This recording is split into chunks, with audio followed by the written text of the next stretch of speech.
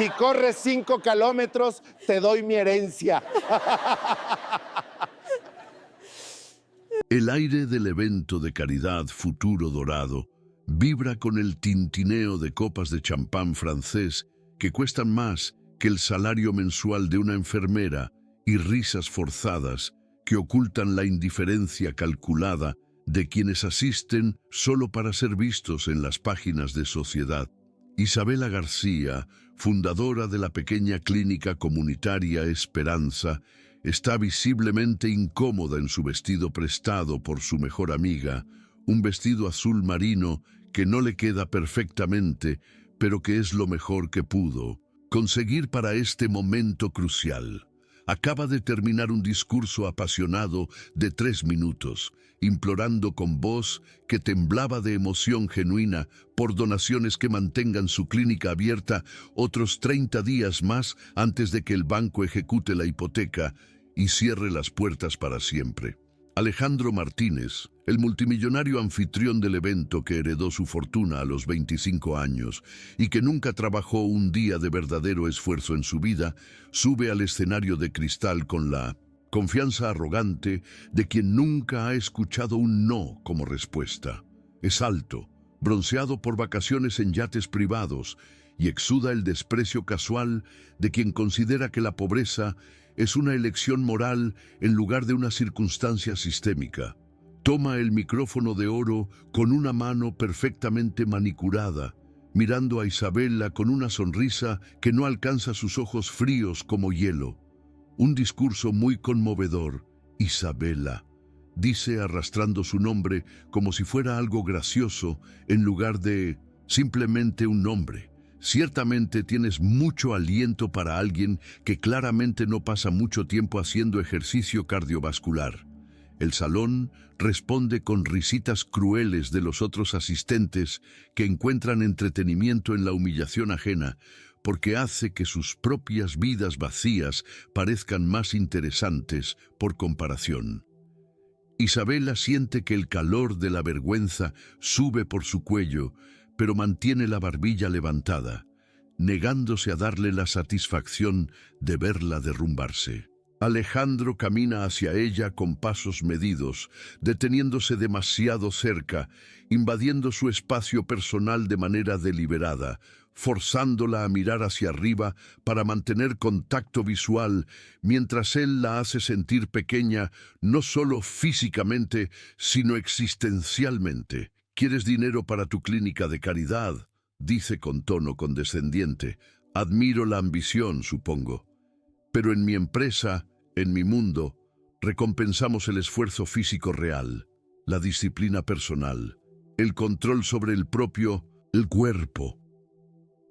Su mirada recorre el cuerpo de Isabela de la cabeza a los pies de forma lenta y deliberadamente humillante, asegurándose de que todos en el salón noten lo que está haciendo. La jornada de Isabela está a punto de comenzar de la manera más brutal posible y promete ser un espejo perfecto de cómo la sociedad juzga el valor humano por apariencias mientras ignora el contenido del carácter. Si ya sientes la fuerza de esta historia sobre justicia contra la gordofobia y quieres descubrir cómo el orgullo arrogante puede ser destruido por la verdad que esconde, te invitamos a suscribirte ahora para no perderte ni un segundo de esta lección sobre el verdadero significado de la fortaleza. Te diré qué voy a hacer, anuncia Alejandro al público con voz amplificada que resuena por los altavoces del salón de banquetes como un veredicto judicial. Estoy patrocinando la maratón de la ciudad el próximo mes. Son solo 5 kilómetros, una distancia que cualquier persona con un mínimo de disciplina y autocontrol puede completar fácilmente. Hace una pausa dramática, saboreando el momento como un depredador que juega con su presa antes del golpe final. Si corres los 5 kilómetros completos, Isabela, no te doy una donación miserable. Te doy mi herencia completa, cada peso de la fortuna Martínez. El salón explode en carcajadas que suenan como el aullido de hienas rodeando a un animal herido. la crueldad colectiva de quienes encuentran diversión en el sufrimiento ajeno, porque nunca han experimentado verdadera adversidad en sus vidas privilegiadas. La humillación es absoluta, diseñada para ser recordada, para destruir no solo la dignidad de Isabela en este momento, sino para perseguirla en cada interacción futura con estas personas poderosas. Varios asistentes sacan sus teléfonos para grabar el momento, anticipando que esto se convertirá en contenido viral para compartir en sus círculos sociales exclusivos. Isabela siente el calor de las lágrimas amenazando con desbordarse, la presión acumulándose detrás de sus ojos como una represa a punto de romperse, pero las traga, transformando la vergüenza ardiente en acero frío mediante un acto de voluntad que requiere más fuerza que cualquier ejercicio físico que Alejandro pueda imaginar. Se endereza completamente, agregando cada centímetro posible a su estatura y lo mira directamente a los ojos con una intensidad que hace que su sonrisa arrogante vacile por una fracción de segundo, apenas perceptible. El silencio de Isabela es más elocuente que cualquier respuesta verbal podría ser, más poderoso que 1000 discursos, más amenazante que cualquier amenaza explícita. En ese momento de contacto visual sostenido, algo pasa entre ellos que ninguno de los espectadores borrachos de champán puede ver o comprender completamente. Es una declaración de guerra silenciosa, un juramento no pronunciado de que esta humillación no quedará sin respuesta, que este momento será recordado, pero no de la manera que Alejandro imagina. Mal. Sabía Alejandro Martínez, en ese instante de triunfo arrogante, que no solo había sellado su propio destino de la manera más irónica posible, sino que también había entregado la llave de su destrucción completa a la mujer que más subestimó. La verdad que estaba a punto de emerger no destruiría solo su reputación, sino los fundamentos mismos de su identidad, construida sobre arena movediza de privilegio no ganado y crueldad casual hacia quienes considera inferiores por razones tan superficiales como el peso corporal. La vida cotidiana de Isabela García era, en sí misma, una maratón interminable de sacrificio y cuidado ajeno. Como enfermera jefe y administradora de la Clínica Esperanza, había consagrado más de una década a atender a los más vulnerables de su ciudad sin recursos, sin horarios y muchas veces sin siquiera la tranquilidad del sueño reparador. La clínica era el legado de su padre, un hombre sencillo que le enseñó que el verdadero servicio social no es caridad, sino justicia. Desde pequeña, Isabela aprendió a ver la dignidad en quienes son invisibles para la sociedad: los ancianos olvidados, los niños desnutridos, los migrantes sin papeles.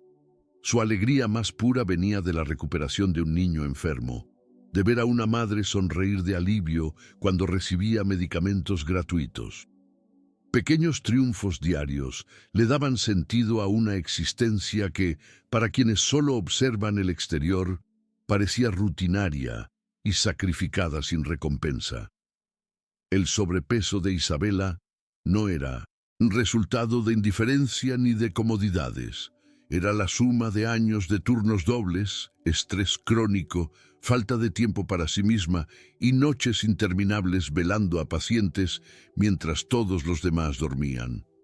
A pesar de su esfuerzo incansable, la clínica enfrentaba una amenaza mortal. La hipoteca estaba a punto de ser ejecutada. Faltaban 30 días, exactamente el mismo plazo que Alejandro mencionó para la maratón. $100,000 separaban a la Clínica Esperanza de convertirse en otra estadística de fracaso en salud pública. Desde hacía meses, Isabela vivía con el miedo en el pecho, sabiendo que cada día podía ser el último de ese refugio para los necesitados.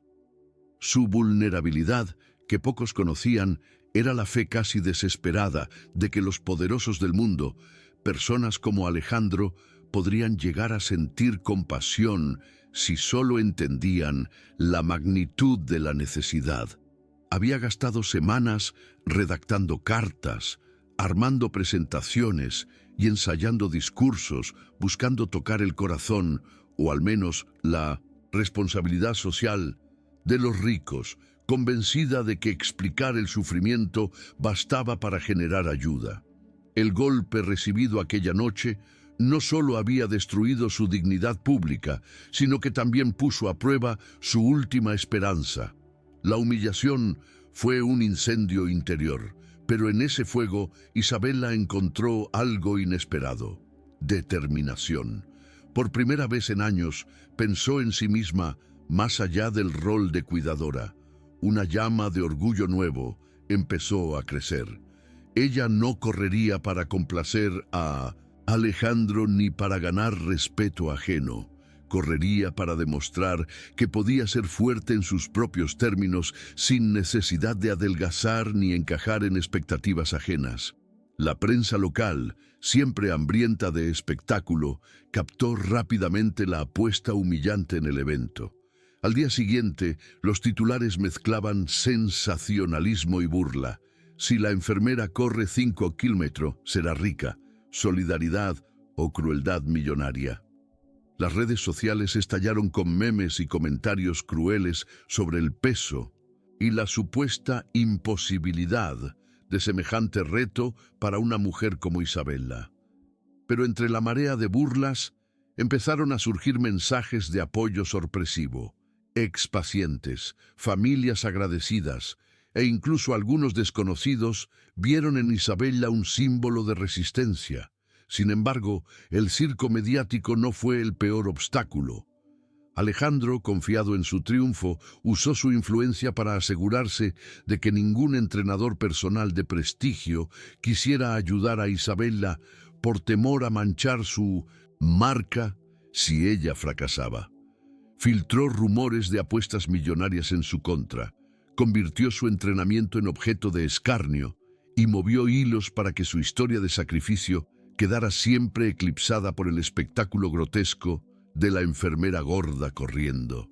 Isabela enfrentó no solo la montaña física de entrenar un cuerpo agotado y sin reservas, sino la escalada psicológica de soportar la vigilancia constante de la opinión pública.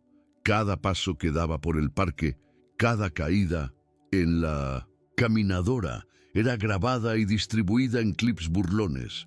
Aún así, se obligó a ignorar el ruido, enfocándose en lo único que realmente importaba: salvar la clínica y, en el proceso, demostrar a sí misma que merecía respeto exactamente como era.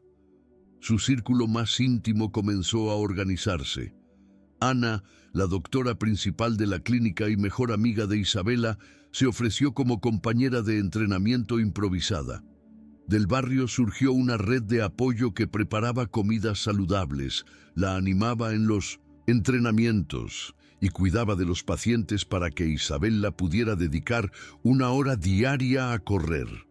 Por primera vez, la mujer que siempre cuidó de todos fue cuidada a su vez, descubriendo que la fortaleza compartida es la única capaz de desafiar la arrogancia de los poderosos. Isabela García era la personificación viviente de la resiliencia compasiva moldeada por años de servicio incansable a los más vulnerables de la sociedad. Su virtud central era una capacidad casi sobrehumana de cuidar a otros incluso cuando su propio cuerpo y espíritu gritaban por descanso, viendo fuerza y dignidad donde el mundo solo veía debilidad y fracaso. Tenía el don raro de hacer que cada paciente se sintiera visto, escuchado y valorado, recordando los nombres de los nietos de ancianos olvidados y celebrando pequeñas victorias médicas como si fueran milagros monumentales. Pero esa virtud venía acompañada de una falla humanizadora que la había perseguido durante toda su vida adulta: la autonegligencia sistemática y profunda. Isabela había internalizado la idea peligrosa de que su propio bienestar, su salud física y mental, sus necesidades emocionales y sus sueños personales simplemente no eran una prioridad en un mundo donde tantos sufrían más que ella. Cada vez que consideraba tomarse un día libre, una voz interior le recordaba a la señora Rodríguez esperando diálisis o al pequeño Miguel que necesitaba vacunas urgentes. Después de la humillación pública en el evento Futuro Dorado, la motivación de Isabela se transformó en algo más complejo y poderoso que la simple necesidad de salvar la clínica de su padre. Por supuesto, los $100,000 y el plazo coincidente de 30 días seguían siendo urgentes y aterradores, como una guillotina suspendida sobre todo lo que amaba. Pero ahora había algo más ardiendo en su pecho como brasas que se niegan a apagarse. Un deseo visceral de probar su valor en sus propios términos, de convertir la zombaría cruel de Alejandro en el combustible que la impulsaría hacia adelante. Ya no se trataba solo de dinero, ni de mantener las puertas de la clínica abiertas para los pacientes que dependían de ella. Se trataba de dignidad personal, de demostrar que el valor humano no se mide en kilogramos ni en la capacidad de conformarse a estándares estéticos arbitrarios impuestos por quienes nunca han conocido el sacrificio real. Isabela decidió que correría esos 5 kilómetros no para perder peso ni para transformarse en la versión de sí misma que Alejandro consideraba aceptable, sino para demostrar que la fortaleza viene en todas las formas y tamaños. El conflicto que enfrentaba era brutalmente físico y emocionalmente devastador en proporciones iguales. Isabela, quien apenas podía subir 2 tramos de escaleras sin quedarse sin aliento y con el corazón golpeando como un tambor de guerra contra sus costillas, tenía exactamente 30 días para entrenar desde cero absoluto y completar una carrera de 5 kilómetros. No, era simplemente una cuestión de voluntad o determinación. Era una batalla contra un cuerpo que había sido descuidado durante años de poner a todos los demás primero. La primera semana fue un infierno de dolor muscular tan intenso que cada movimiento se sentía como caminar sobre vidrio roto.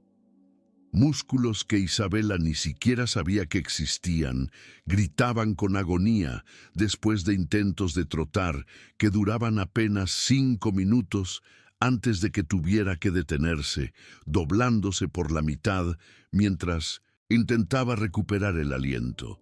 Sus rodillas protestaban bajo el peso adicional. Sus pies desarrollaron ampollas que sangraban dentro de sus zapatos deportivos baratos, y cada noche se dormía exhausta solo para despertar con rigidez que hacía que levantarse de la cama fuera una hazaña heroica. Pero el dolor físico era solo una parte del desafío monumental. La prensa local, atraída como buitres a un cadáver por la apuesta humillante de Alejandro, había transformado el entrenamiento de Isabela en un circo mediático despiadado, donde cada tropiezo se convertía en contenido viral.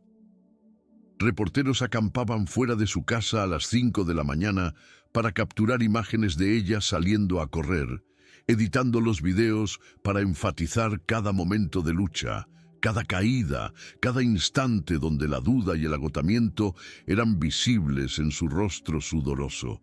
Los comentarios en redes sociales eran una mezcla tóxica de apoyo genuino enterrado bajo capas de crueldad casual.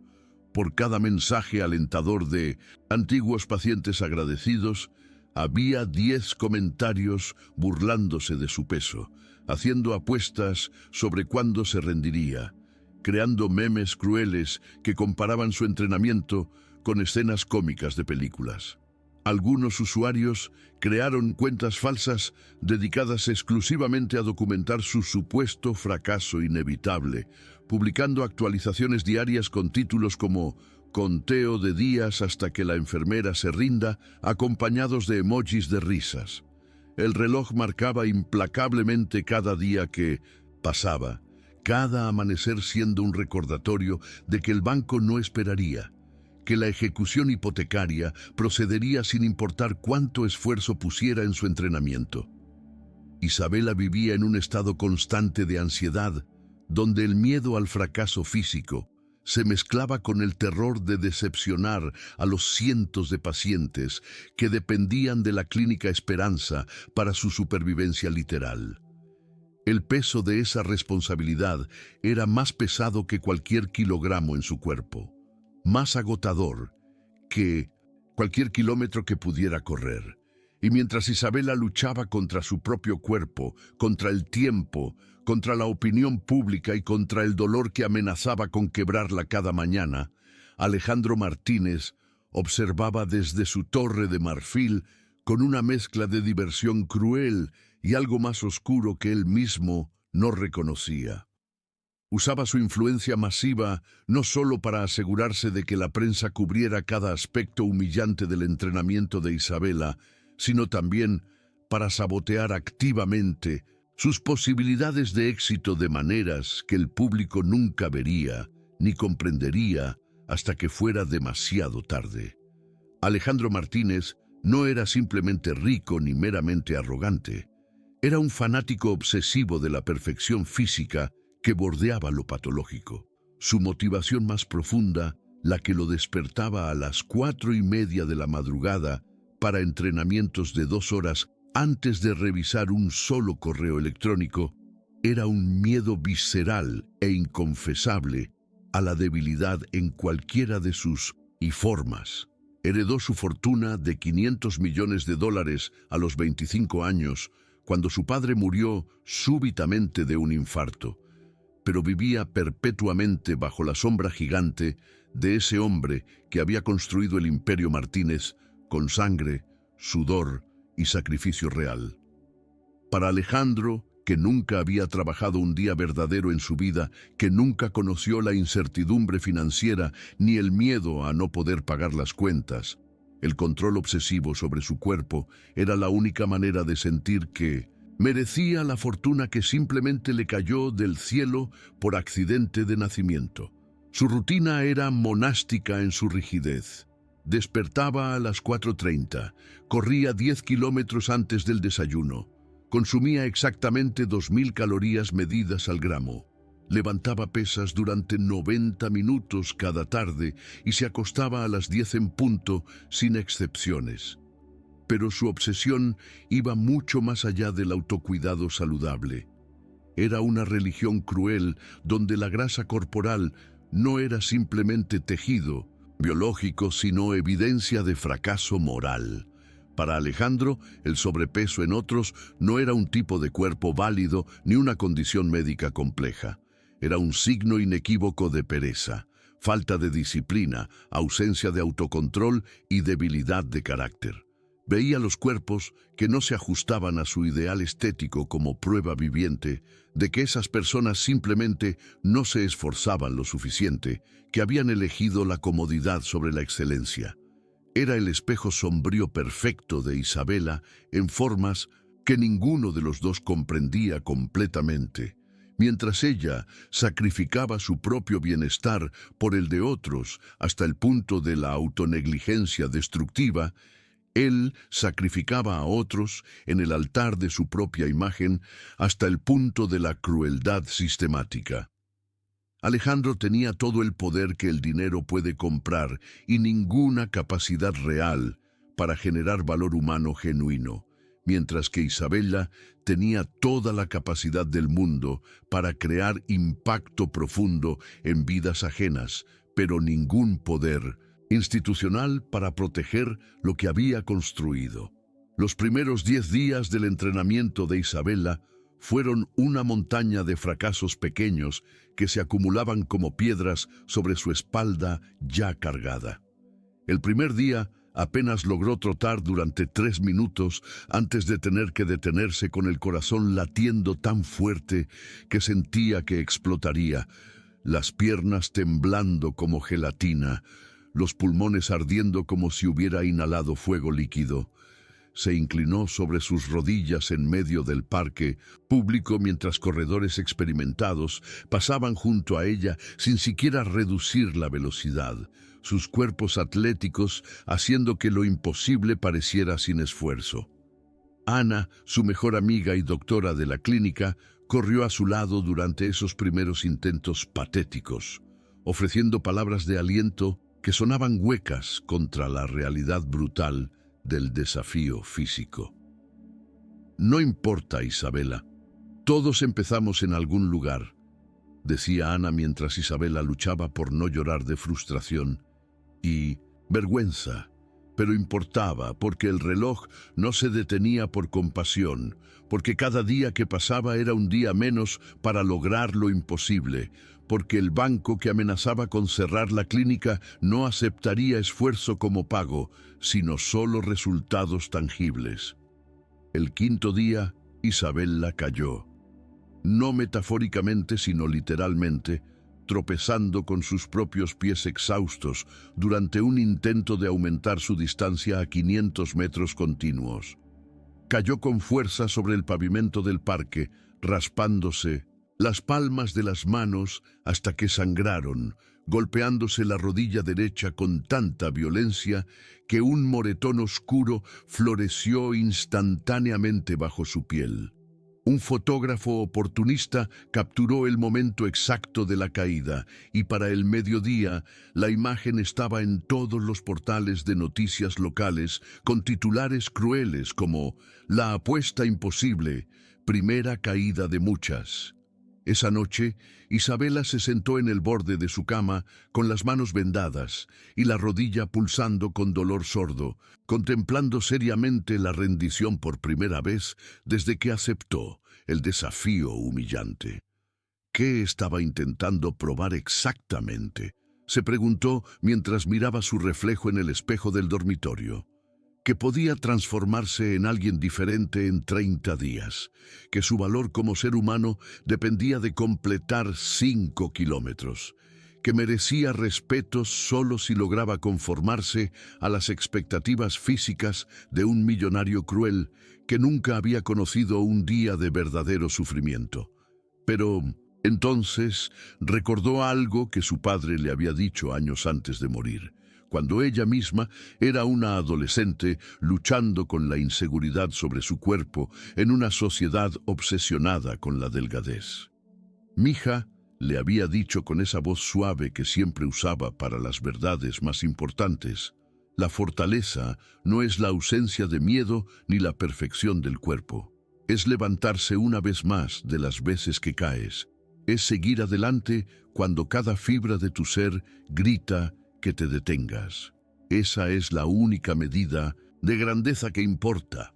Isabela se puso de pie, ignorando el dolor protestante de su rodilla magullada, y tomó una decisión que cambiaría todo. No correría para transformar su cuerpo en algo aceptable para Alejandro Martínez, ni para los trolls de Internet que apostaban contra ella. Correría para honrar la memoria de su padre, para salvar la clínica que era su legado y para demostrar a sí misma que la verdadera fortaleza no tiene nada que ver con el peso corporal ni con conformarse a estándares externos arbitrarios. Correría porque elegía hacerlo, no porque alguien más lo exigiera. A partir del día 11, algo fundamental cambió en el enfoque de Isabela. Dejó de medir su progreso en kilogramos perdidos o en cómo se veía en el espejo y comenzó a medir en metros conquistados, en segundos agregados a su resistencia, en la manera en que su respiración se volvía ligeramente menos desesperada con cada sesión de entrenamiento. Estableció una rutina inquebrantable que comenzaba a las 5 de la mañana, antes de que los fotógrafos predadores llegaran al parque, antes de que el mundo despertara para juzgarla, en la oscuridad tranquila donde era solo ella y el camino. Ana se convirtió en más que una compañera de entrenamiento. Se transformó en su entrenadora improvisada, investigando técnicas de carrera para principiantes, estudiando planes de entrenamiento diseñados para personas que partían desde cero absoluto. Juntas desarrollaron un sistema de intervalos, Isabela trotaba durante 1 minuto, caminaba durante 2, repetía el ciclo hasta que sus piernas simplemente no podían continuar. Era lento, era frustrante, pero era progreso medible que se acumulaba día tras día como gotas de agua que eventualmente llenan un océano. Los pacientes de la Clínica Esperanza, enterados de la batalla que su directora estaba librando tanto en el parque como contra el banco que amenazaba con cerrar su refugio médico, organizaron una red de apoyo que Isabela nunca había pedido, pero que necesitaba desesperadamente. Don Ramón, un anciano diabético que Isabela había tratado gratuitamente durante 5 años, apareció en su casa con un par de zapatos deportivos profesionales que habían pertenecido a su hijo antes de emigrar.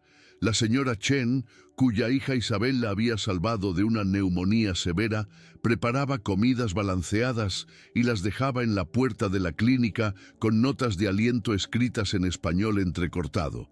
Mientras tanto, Alejandro observaba el progreso de Isabela con una mezcla tóxica de emociones que no sabía nombrar ni procesar adecuadamente. Al principio fue diversión pura, viendo los clips de sus caídas y tropiezos como entretenimiento durante sus propios entrenamientos matutinos en su gimnasio privado, equipado con tecnología que costaba más que el presupuesto anual entero de la Clínica Esperanza. Pero a medida que pasaban los días y ella continuaba levantándose cada mañana a pesar del dolor visible, a pesar de la humillación mediática, a pesar de todo, su diversión comenzó a transformarse en algo más oscuro: irritación. La irritación creció hasta convertirse en algo cercano a la rabia cuando los medios sociales comenzaron a cambiar su narrativa. Inicialmente, la mayoría de los comentarios habían sido burlas crueles sobre la imposibilidad del desafío, pero ahora aparecían cada vez más mensajes de apoyo genuino. Personas que nunca habían corrido 1 kilómetro en sus vidas comenzaron a entrenar junto con Isabela virtualmente, publicando sus propios videos de progreso con el hashtag Corremos con Isabella. La enfermera gorda que se suponía sería objeto de burla se estaba convirtiendo en un símbolo de resistencia contra el clasismo y la gordofobia. Alejandro, acostumbrado a controlar narrativas con su dinero e influencia, comenzó a usar ambos para sabotear activamente las posibilidades de éxito de Isabela de maneras que el público nunca vería. Llamó personalmente a 3 tiendas deportivas importantes en la ciudad, sugiriendo que sería malo para sus marcas asociarse con el entrenamiento de Isabela, porque cuando inevitablemente fracasara, sus productos estarían vinculados a ese fracaso. Contactó al organizador de la maratón, un viejo amigo de la universidad, presionándolo para que la ruta fuera especialmente desafiante, con más colinas y menos estaciones de hidratación. Pero su sabotaje más cruel vino en la forma de una campaña de desinformación sutil. Contrató a una firma de relaciones públicas para sembrar rumores en redes sociales de que Isabela estaba haciendo trampa en su entrenamiento, que supuestamente estaba tomando estimulantes o usando ayudas farmacológicas para mejorar su resistencia. Los rumores eran completamente falsos, pero en la era de la información viral, la verdad importaba menos que la narrativa más jugosa. Pronto, además de luchar contra su propio cuerpo y el tiempo, Isabela también luchaba contra acusaciones infundadas que manchaban no solo su entrenamiento, sino su integridad profesional como enfermera. El día 20 marcó un punto de inflexión inesperado. Isabela logró correr 2 kilómetros completos sin detenerse, una hazaña que 6 semanas antes habría considerado literalmente imposible para su cuerpo. No fue elegante ni rápido. Su tiempo era de 25 minutos para esos 2 kilómetros, un ritmo que corredores experimentados considerarían casi una caminata. Pero para ella, para Ana, quien corrió cada metro a su lado gritando palabras de aliento, para los pacientes que se reunieron en el parque esa mañana para ser testigos del logro, fue un milagro tangible de voluntad humana triunfando sobre limitaciones percibidas. Las lágrimas que Isabella lloró al cruzar la marca de 2 kilómetros no eran de tristeza, sino de algo más complejo y poderoso. Orgullo genuino mezclado con la comprensión de que su cuerpo era capaz de mucho más de lo que años de autonegligencia y mensajes sociales tóxicos le habían hecho creer. Por primera vez en décadas, no se disculpó mentalmente por ocupar espacio, por ser más grande de lo que la sociedad consideraba ideal, por existir en un cuerpo que no se conformaba a estándares arbitrarios de belleza. Se sintió poderosa exactamente como era, sudando y jadeando y completamente viva. Pero esa victoria pequeña fue seguida inmediatamente por una crisis que amenazó con destruir todo. Esa misma tarde, Isabella recibió una carta certificada del banco. La ejecución hipotecaria había sido acelerada debido a una cláusula técnica que ella no había comprendido completamente. Ahora tenían solo 10 días en lugar de 30 antes de que la Clínica Esperanza fuera cerrada permanentemente. El plazo ya no coincidía con la maratón. La clínica cerraría una semana antes de la carrera, haciendo que todo el sacrificio, todo el dolor, todo el entrenamiento fuera completamente inútil para salvar lo que más importaba.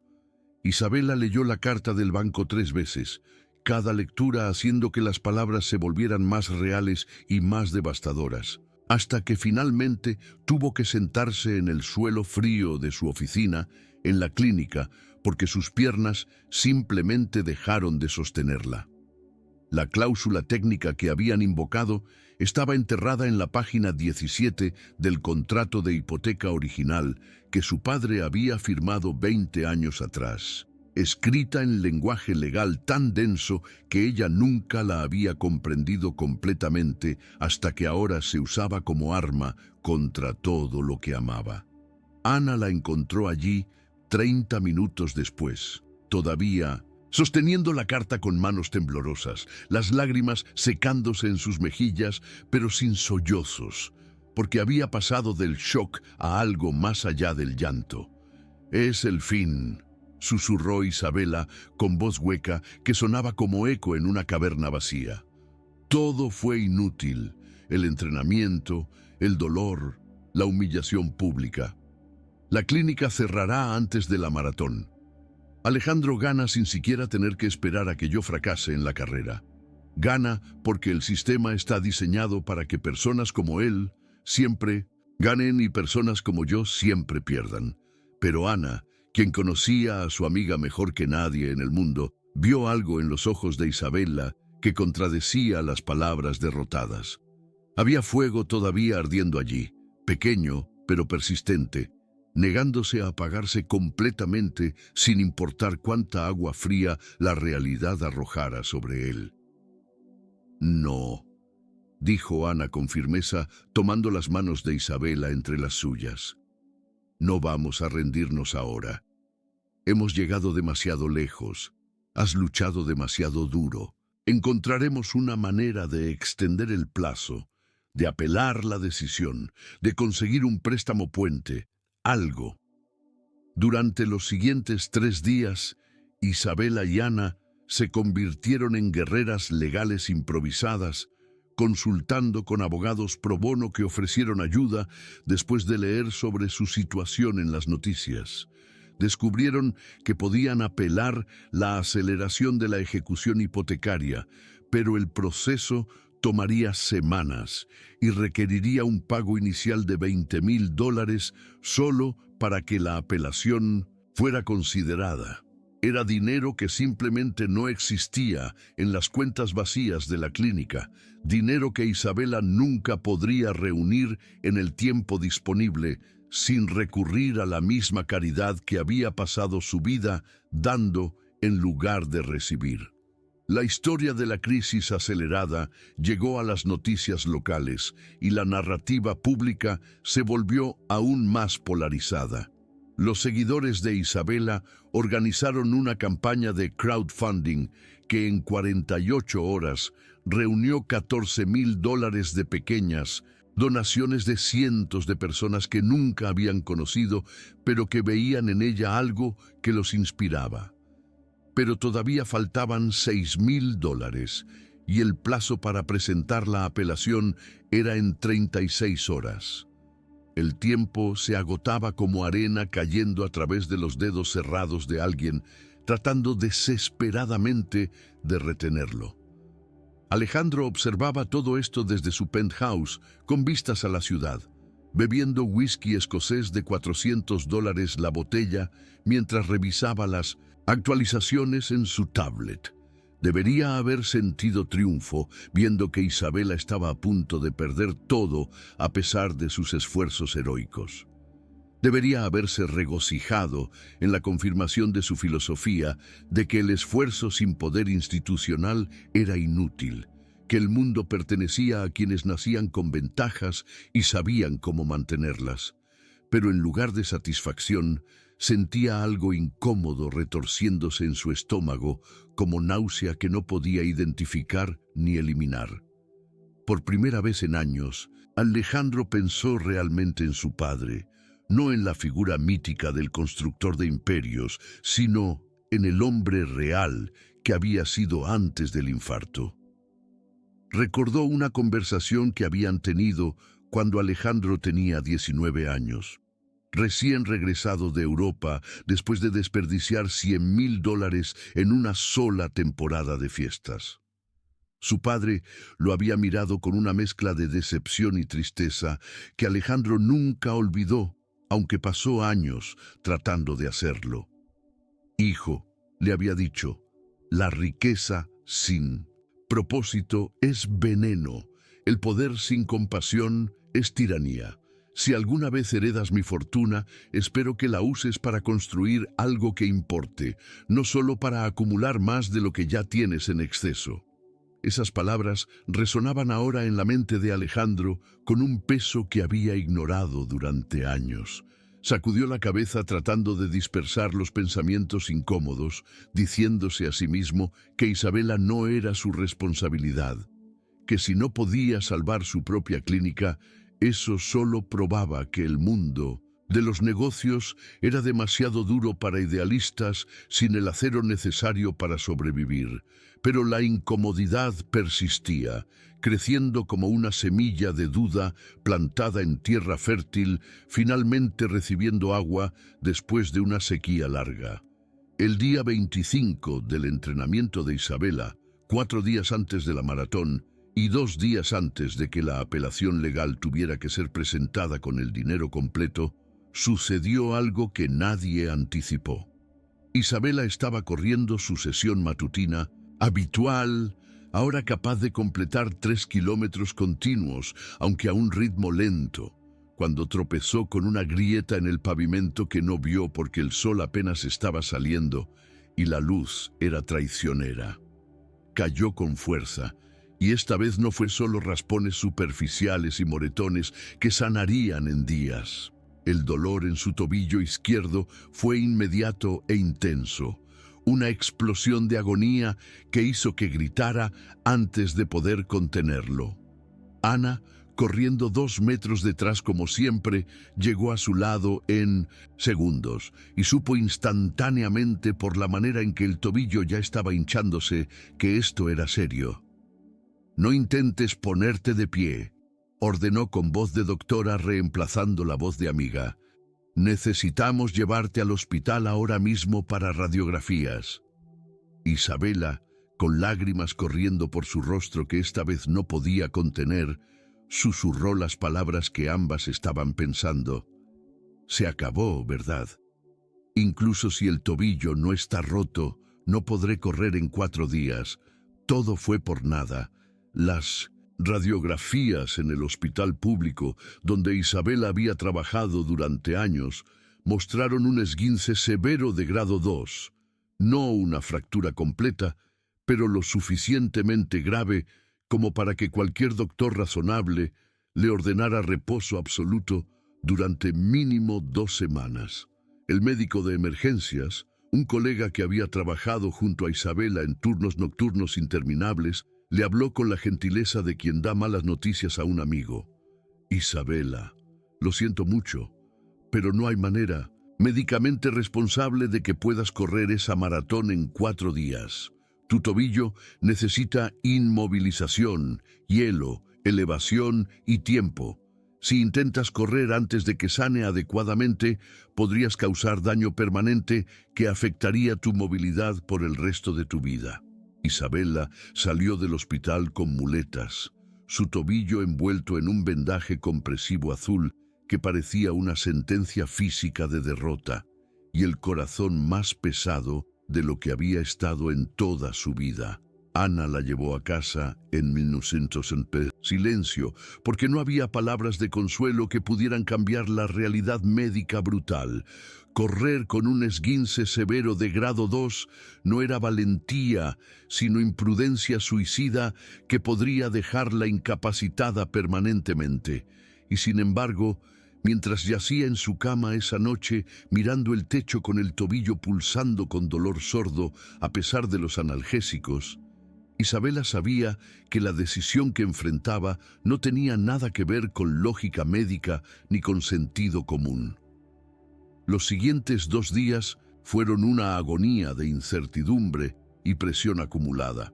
El plazo para presentar la apelación legal llegó y pasó sin que Isabela pudiera reunir los últimos $6,000 necesarios, a pesar de esfuerzos desesperados de último minuto.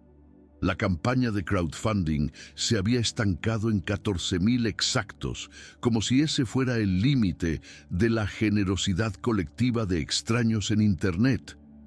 El banco envió notificación final de que la Clínica Esperanza sería oficialmente cerrada y el edificio transferido a nuevos propietarios en 72 horas, coincidiendo cruelmente con la mañana exacta de la maratón. Los pacientes comenzaron a llegar a la clínica en números sin precedentes, no para recibir tratamiento, sino para despedirse del lugar que había sido su refugio durante años.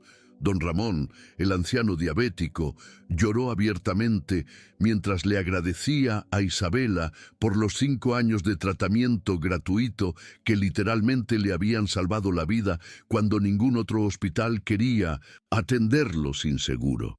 La señora Chen trajo flores y una carta escrita en español laborioso, explicando que, sin la clínica, su hija habría muerto de neumonía 3 años atrás y que nunca olvidaría la deuda que su familia tenía con esta mujer extraordinaria.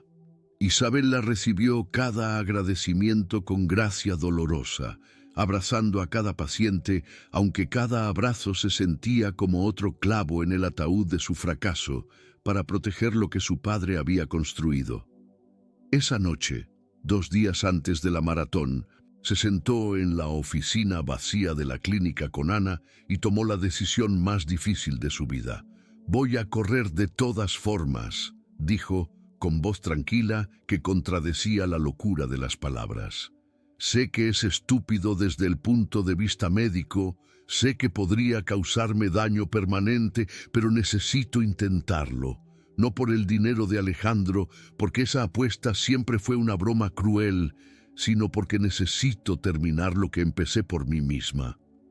Ana protestó con todas las razones lógicas que una doctora podía ofrecer, pero Isabela levantó la mano deteniéndola.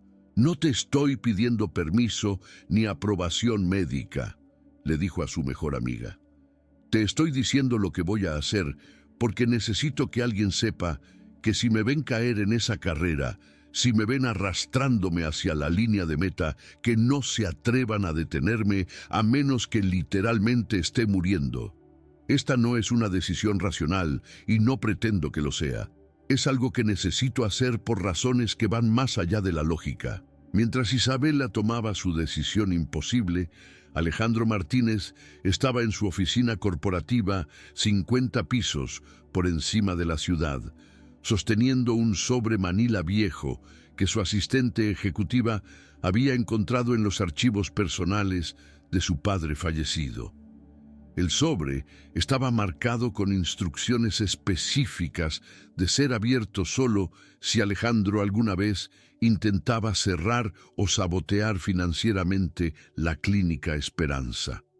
Las manos de Alejandro temblaban mientras extraía los documentos que cambiarían todo lo que creía saber sobre su herencia, su padre y su propio derecho a la fortuna que había dado por sentada durante años.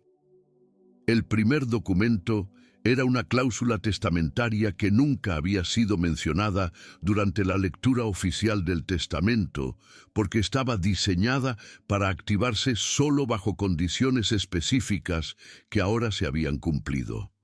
La letra de su padre, firme y clara incluso años después de su muerte, explicaba que el control total de Martínez Holdings y sus 500 millones en activos solo pasaría a Alejandro de manera permanente si demostraba poseer integridad moral y compasión genuina hacia los menos privilegiados.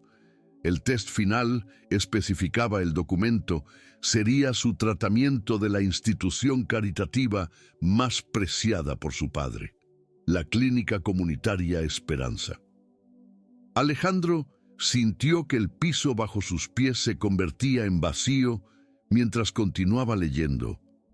Su padre había estado financiando secretamente la clínica durante 20 años, contribuyendo fondos anónimos que Isabela y su padre nunca supieron que venían de la familia Martínez.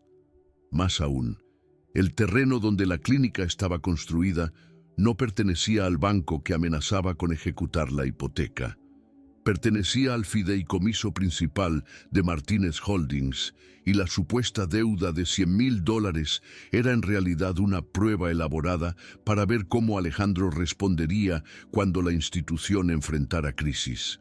Al intentar humillar públicamente a Isabela, al sabotear activamente su entrenamiento, al usar su influencia para acelerar el cierre de la clínica, Alejandro había fallado la prueba de su padre de la manera más espectacular posible. El documento final en el sobre era una carta personal de su padre, escrita poco antes de su muerte, dirigida a un Alejandro futuro que claramente su padre temía se convertiría exactamente en el hombre cruel que ahora era. «Hijo», decía la carta con la tristeza de un padre que ve el futuro sombrío de su linaje, «si estás leyendo esto, significa que has permitido que la arrogancia y el desprecio por los vulnerables guíen tus acciones. La riqueza sin compasión no es un legado, sino una maldición». La carta continuaba explicando que si Alejandro fallaba la prueba, el control de Martínez Holdings pasaría automáticamente al Consejo de Directores con instrucciones de liquidar activos para establecer un fondo caritativo perpetuo, y la persona designada para administrar ese fondo, para decidir cómo se distribuirían los cientos de millones en recursos, sería la directora de la Clínica Esperanza, Isabela García, quien su padre había conocido personalmente años atrás y había identificado como exactamente el tipo de líder compasiva que su propio hijo aparentemente nunca sería, tendría control efectivo sobre la fortuna que Alejandro consideraba su derecho de nacimiento. Historias como esta nos recuerdan que el verdadero legado no se mide en cuentas bancarias, sino en vidas tocadas con compasión, y que la justicia tiene maneras misteriosas de equilibrar las balanzas cuando menos lo esperamos.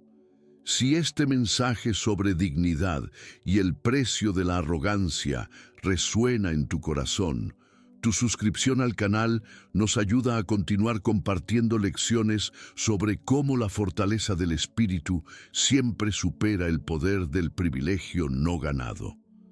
La mañana de la maratón llegó con una lluvia torrencial que convertía las calles en ríos y el cielo en una sábana gris de agua cayendo sin piedad. Isabela se despertó a las 4, de la madrugada, con el tobillo todavía hinchado dentro del vendaje, pulsando con dolor que los analgésicos apenas atenuaban. Se lo miró durante 5 minutos completos, preguntándose si realmente iba a hacer esto, si realmente iba a arriesgar su movilidad permanente por un gesto simbólico que no salvaría la clínica de todas formas. Luego recordó las palabras de su padre sobre levantarse una vez más de las veces que caes y supo que no tenía elección real. Ana llegó a su casa 30 minutos después, con el rostro marcado por una noche sin dormir y los ojos rojos de haber llorado. «No voy a intentar detenerte», dijo simplemente, «pero voy a correr cada metro a tu lado y si colapas te llevaré cargando hasta la línea de meta yo misma, si es necesario». Las dos mujeres se abrazaron en silencio, compartiendo un momento de entendimiento que iba más allá de las palabras, más allá de la lógica médica, más allá de todo excepto la voluntad humana, enfrentando lo imposible. La línea de salida de Milnosy, la maratón, estaba llena de cientos de corredores profesionales y aficionados, sus cuerpos atléticos cubiertos con ropa deportiva de alta tecnología que repelía la lluvia como si fuera nada. Isabella llegó cojeando visiblemente con sus muletas, causando murmullos de sorpresa y preocupación entre la multitud. Los organizadores intentaron detenerla, explicando que correr con una lesión visible violaba las regulaciones de seguridad del evento. Pero Isabella simplemente dejó las muletas en el suelo, firmó una renuncia de responsabilidad que eximía al evento de cualquier lesión que sufriera, y se colocó en la posición de salida muy atrás de todos los demás. Alejandro Martínez estaba en el área VIP, bajo un toldo seco, pero por primera vez en su vida no sentía la satisfacción del privilegio. Sostenía los documentos que había descubierto en el sobre de su padre, ahora arrugados por haberlos leído docenas de veces durante una noche de insomnio torturado. Había recibido una llamada del Consejo de Directores 2 horas antes, convocándolo a una reunión de emergencia inmediatamente después de la maratón para discutir la violación de la cláusula testamentaria y la transferencia inminente de control corporativo. El disparo de salida resonó en el aire húmedo y cientos de corredores salieron disparados hacia adelante como un río de humanidad en movimiento. Isabella comenzó a caminar rápidamente. Luego intentó un trote lento que hizo que su tobillo gritara con agonía, que casi la hizo vomitar. Cada paso era una decisión consciente de continuar a pesar del dolor. Cada metro ganado era una victoria contra su propio cuerpo que le rogaba que se detuviera. La lluvia empapaba su ropa barata mientras los corredores profesionales desaparecían en la distancia, dejándola en el último lugar por un margen embarazoso. Al final del primer kilómetro, Isabella estaba llorando abiertamente, las lágrimas mezclándose con la lluvia en su rostro, el tobillo hinchándose tanto dentro de su zapato que sentía que el pie estaba siendo aplastado por una prensa. Ana corría a su lado, gritando palabras de aliento que apenas podía escuchar sobre el rugido de la sangre en sus oídos. La multitud a los lados del camino, inicialmente curiosos sobre la mujer que claramente estaba lesionada, pero negándose a detenerse, comenzó a vitorerarla con una intensidad que crecía con cada paso doloroso que daba. En el kilómetro 3, Isabella cayó por segunda vez, sus piernas simplemente rindiéndose bajo el peso combinado del dolor y la fatiga. Permaneció en el suelo bajo la lluvia durante 10 segundos que se sintieron como una eternidad, contemplando seriamente quedarse allí, permitir que los paramédicos la recogieran y la llevaran a la ambulancia que sabía estaba siguiéndola específicamente por su condición visible. Sería tan fácil rendirse ahora con honor, habiendo demostrado su punto, habiendo llegado más lejos de lo que cualquiera esperaba razonablemente. Pero entonces escuchó algo que la hizo abrir los ojos empañados por el dolor. La multitud no estaba vitoreando simplemente, estaban cantando su nombre. Isabella, Isabella, Isabella, el sonido creciendo como una ola que se construía en el océano antes de romper en la orilla. Vio rostros en la multitud que reconoció, pacientes de la clínica, vecinos de su barrio, personas cuyas vidas había tocado durante años de servicio silencioso.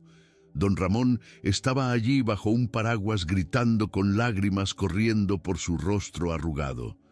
La señora Chen sostenía un cartel hecho a mano que decía «Eres nuestra heroína» en caracteres chinos y español. Isabella se puso de pie usando a Ana como apoyo, ignorando las protestas de paramédicos que corrieron hacia ella, ofreciendo retirarla de la carrera por razones médicas. Negó con la cabeza, limpiándose las lágrimas y la lluvia de sus ojos, y continuó hacia adelante.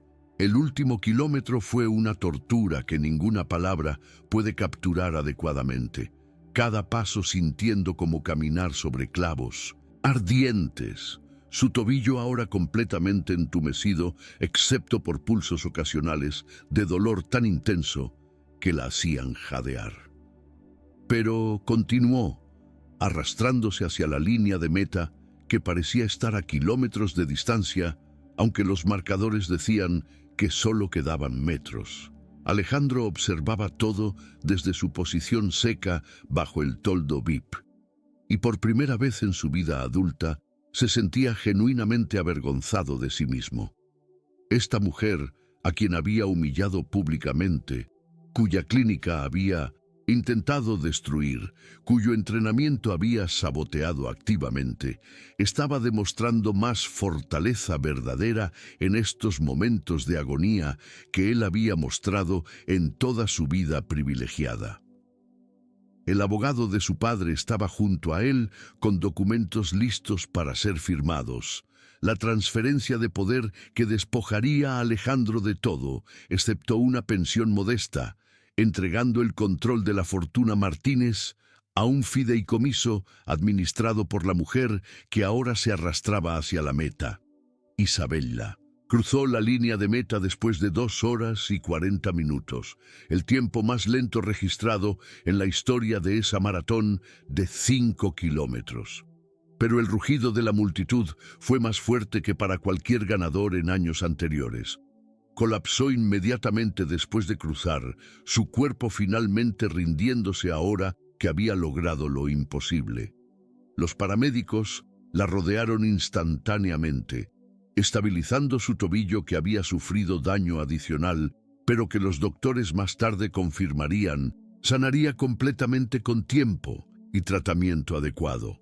Ana lloró de alivio y orgullo, sosteniendo la mano de su amiga mientras la llevaban a la ambulancia bajo aplausos atronadores.